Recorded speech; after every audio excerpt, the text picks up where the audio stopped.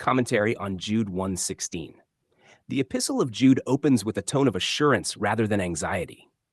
The audience is described as called, sanctified, and preserved. These are not progressive states awaiting completion, but settled realities. The identity of the recipients is rooted in what has already been accomplished, set apart, loved, and kept. The faith they possess is not fragile or developing toward acceptance. It is already secured. Jude's intent to write about the common salvation shifts toward exhortation because of certain infiltrators. These individuals are described as having crept in unnoticed, yet their presence does not threaten the standing of the recipients.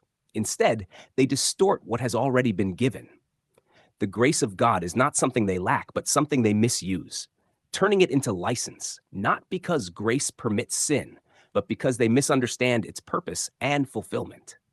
The call to earnestly contend for the faith once delivered is not a call to defend a future system or preserve an incomplete message, but to hold firm to what has already been fully revealed.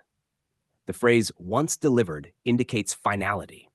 There is no ongoing addition or progressive completion of that faith. It has been handed down in its entirety. Jude then recalls historical judgments: Israel in the wilderness, angels who left their proper domain, and cities like Sodom and Gomorrah. These are not presented as future threats hanging over the audience, but as completed examples.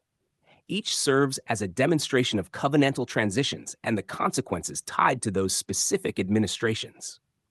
The destruction of unbelieving Israel in the wilderness reflects a generation that did not enter into what had been promised.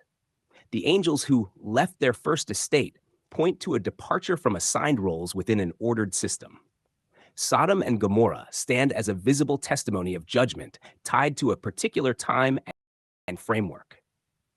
These examples are not warnings of eternal torment awaiting individuals, but reminders of how God dealt with systems and orders that had reached their end. The emphasis is on the certainty and finality of those judgments, not their repetition. The individuals Jude addresses are described in vivid imagery: dreamers, defilers, rejectors of authority. Their issue is not moral failure in isolation, but resistance to what has been revealed and established. Even the reference to Michael disputing with the devil over the body of Moses reflects restraint. Judgment is not self-executed, but belongs to the Lord. This underscores that the resolution of all things is in divine hands, not human enforcement.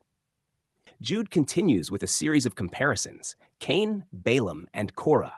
Each represents opposition to what God had established in their respective contexts. Cain rejected the accepted offering, Balaam pursued gain contrary to truth, and Korah resisted divinely appointed order. These are not random moral examples, but patterns of resisting fulfillment. The metaphors intensify: spots in your feasts, clouds without water, trees without fruit, wandering stars. Each image emphasizes emptiness, appearing to have substance but lacking it entirely. They exist within the community outwardly, but are disconnected from the reality that has already been accomplished. The prophecy attributed to Enoch speaks of the Lord coming with 10,000s of his saints to execute judgment. This is not positioned as a distant, unfulfilled future event, but as something imminent to Jude's audience. The language reflects covenantal judgment, the unveiling of what had already been determined. The coming is not about physical descent, but the manifestation of authority and resolution against opposition. Finally, the description of these individuals as murmurers and complainers highlights their dissatisfaction, not with circumstances, but with the established reality of grace and fulfillment. They speak great swelling words, yet their substance is void.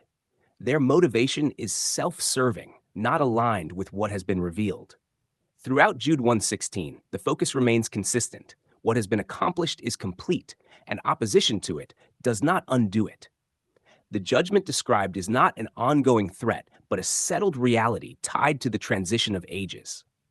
The faithful are not called to secure their standing, but to recognize and remain grounded in what has already been delivered in full.